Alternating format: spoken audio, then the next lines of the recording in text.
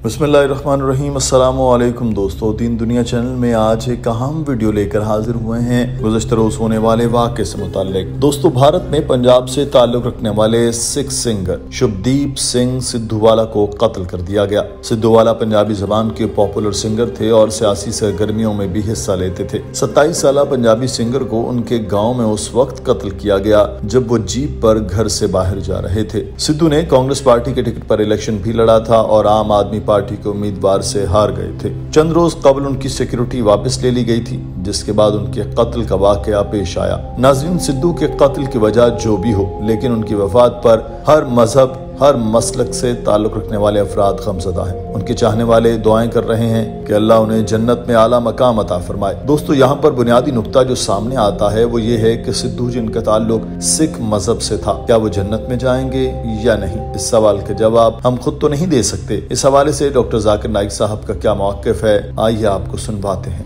अब हम तस्करा करेंगे सिख मजहब में खुदा का तस्वुर क्या है। सिख मजहब वजूद में आया 15वीं सदी के आखिरी में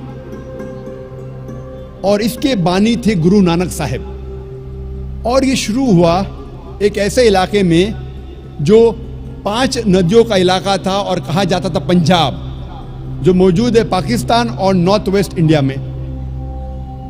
और गुरु नानक साहब जो इसके बानी हैं वो पैदा हुए थे हिंदू धर्म में और उनका कास्ट था क्षत्रिय कास्ट,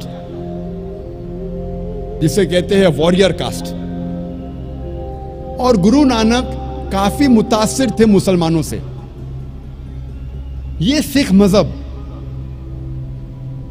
तादाद में दुनिया में 6 नंबर पे आता है और कई विद्वान कहते हैं कि ये सिखिज्म, सिख मजहब एक हिंदू मजहब की शाख है।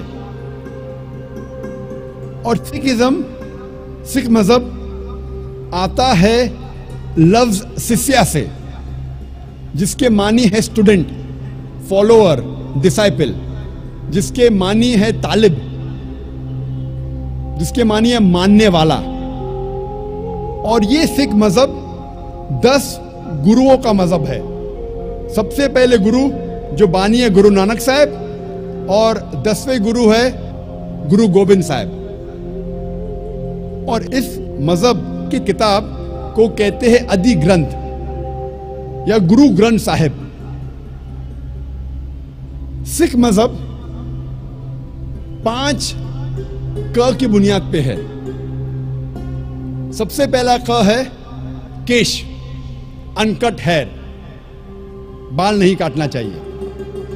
दूसरा क है कंगा, यानी कंगी, जिससे बाल साफ किया जा सकता है। तीसरा क है कड़ा, मेटल ब्रेसलेट, मेटल का कड़ा। चौथा क है किरपान, डैगर, चाकू, जो अपनी हिफाजत की रखना चाहिए। और 5वां क है कचा, जिसे कहते लॉन्ग अंडरड्रॉ। ये 5 क हर सिख को इसका पालन करना चाहिए।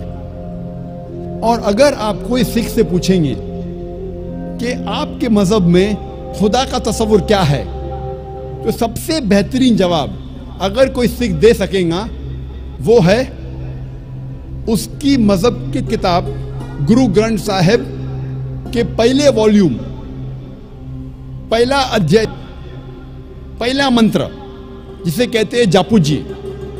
First volume of Guru Granth Sahib, first chapter, first verse called as Japu ji, जिसमें लिखा है कि खुदा एक है और उसे कहा जाता है सच्चा, महान,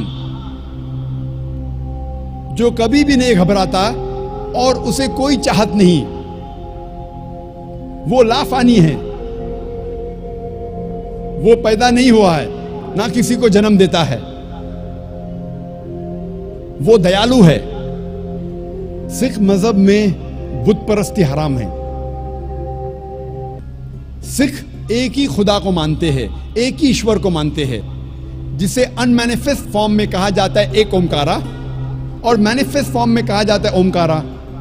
और जब आप गुरु ग्रंथ साहिब पढ़ते हैं, ओमकारा के कई सिफात है। इस ईश्वर को कहा जाता है अकल, माने इटर्नल, मानी लाफानी। उसे कहा जाता है करतार, मतलब क्रिएटर, मतलब खालिक। उसे कहा जाता है सत्यनामा, जिसके मानी होली नेम, जिसके मानी पाक नाम। उसे कहा जाता है परवरदिगार, मतलब चेरिशर, मतलब पालने वाला। उसे कहा जाता है साहिब, मतलब लॉर्ड, मतलब रब। उसे कहा जाता है रहीम, मतलब मर्सीफुल, मतलब रहमत वाला। उसे कहा जाता है करीम, मतलब बेनिफिशेंट, मतलब करम वाला। उसे कहा जाता है Wahe Guru, one true Lord, एक ईश्वर, एक सच्चा ईश्वर, एक सच्चा खुदा। सिख मजहब में बुत परस्ती हराम है और सिख मजहब में अवतार वदा का भी फलसफा नहीं है कि खुदा अवतार लेते हैं इंसान बनते, ये फलसफा नहीं है। और गुरु नानक साहब वो काफी मुतासिर थे संत कबीर से, इसीलिए गुरु ग्रंथ साहिब में कई संत कबीर के दोहे हैं। और मुझे याद है जब मैं स्कूल में था तो एक मशहूर दोहा संत कबीर का था, दुख में सुमर न सब करे, सुख में करे न कोई, जो सुख में सुमर न करे तो दुख काहे होए। इसके मानी कि दुख में ईश्वर खुदा की इबादत सब लोग करते हैं, लेकिन सुख में ईश्वर और खुदा की इबादत नहीं करते। जो इंसान सुख में ईश्वर और खुदा की इबादत करता है उसको दुख कभी भी नहीं होगा। यही लिखा है कुरान मजीद में, सूरह अज़्ज़ुमर में, सूरा नंबर 39 आयत नंबर 8 में, कि जब इंसान को तकलीफ आती है तो रब से दुआ करता है, अल्लाह सुब्हानहू व तआला से दुआ करता है। लेकिन जब अल्लाह सुब्हानहू व तआला उसकी तकलीफ को दूर करता है तो इंसान रब को भूल जाता है और रब के साथ दूसरे को शरीक करता है। जब हम सिख मजहब की किताबों का मुताला करते हैं तो हमें पता चलता है कि सिख मजहब में भी लिखा है कि खुदा एक है, ईश्वर एक है और सिर्फ उसकी इबादत करना चाहिए। और उस ईश्वर की, उस खुदा की कोई मूर्ति नहीं, कोई बुत नहीं, और सिर्फ उस ईश्वर की इबादत करना चाहिए।